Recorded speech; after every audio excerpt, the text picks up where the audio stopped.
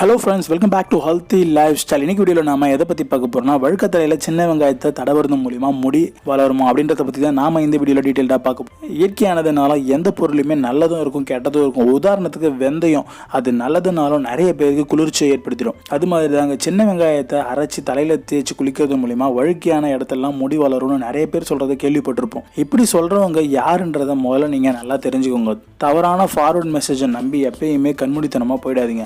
இயற்கையானதுனால எந்த பொருளுமே நல்லதுமே இருக்கும் கெட்டதும் இருக்கும். அதனால் வெங்காயத்தை அப்படியே பச்சையாக அரைச்சி தலையில் தேய்க்கும் போது அது முடியை ரொம்பவே மெலிசாக மாற்றிடும். முடி கொஞ்சம் கொஞ்சமாக அருந்து உதிர ஆரம்பிக்கும். வெங்காயம் கூந்தலுக்கு நல்லதுன்ற எண்ணத்தில் அதை கத்தாழையோட தயிரோட சேர்த்து பயன்படுத்துறீங்களா? நீங்கள் உபயோகிக்கக்கூடிய கத்தாழையும் தயிரும் முடிக்கு நல்லது தான் செய்யணும்னாலும் அவற்றோட நீங்கள் சேர்க்கக்கூடிய வெங்காயம் அவற்றோட நல்ல நன்மைகளையும் சேர்த்து அழிச்சிருந்தாங்க சொல்லணும். உங்களோட முடியோட தன்மை அந்த பிரச்சனையை தெரிஞ்சு உபயோகிக்கணும். மூலிகைன்றதாலே எல்லாருக்கும் உகந்ததுன்னு அர்த்தம் கிடையாதுங்க.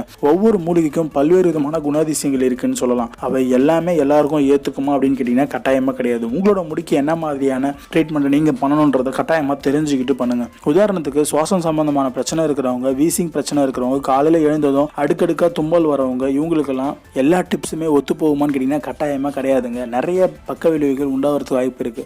இயற்கையான பொருளை உபயோகிச்சாலுமே யாரையாச்சும் நாம கேட்டு அவங்களோட ஆலோசனையை பெற்று உபயோகிக்கிறது ரொம்பவே நல்லது. சின்ன வெங்காயத்தை தடவுறதால முடி வளருமான்னு கேட்டீங்கன்னா கட்டாயமா வளரும். ஆனால் நாம் எதிர்பார்க்குற அளவுக்கு வழுக்க தலையில் முடி அடர்த்தியாக வளருமானா கட்டாயமாக கிடையாது. அடர்த்தி குறைவாக இருக்குது அப்படின்றவங்க இந்த சின்ன வெங்காயத்தை தடவுறதன் மூலியமா ஒரு நாள் 2 நாள் இல்லைங்க, குறைஞ்சபட்சம் 3 to 6 மாதம் கழிச்சு சின்ன ஒரு ரிசல்ட்டை நீங்கள் பார்க்க முடியும். ஆனால் வழுக்கையாக, அதாவது ஷைனிங்காக இருக்கக்கூடிய உங்கள் தலையில் சின்ன வெங்காயத்தை நீங்கள் எவ்வளோ தான் தேய்ச்சாலும் அவ்வளோ சீக்கிரத்தில் முடி வளருதுன்றது சாத்தியமே இல்லைங்க.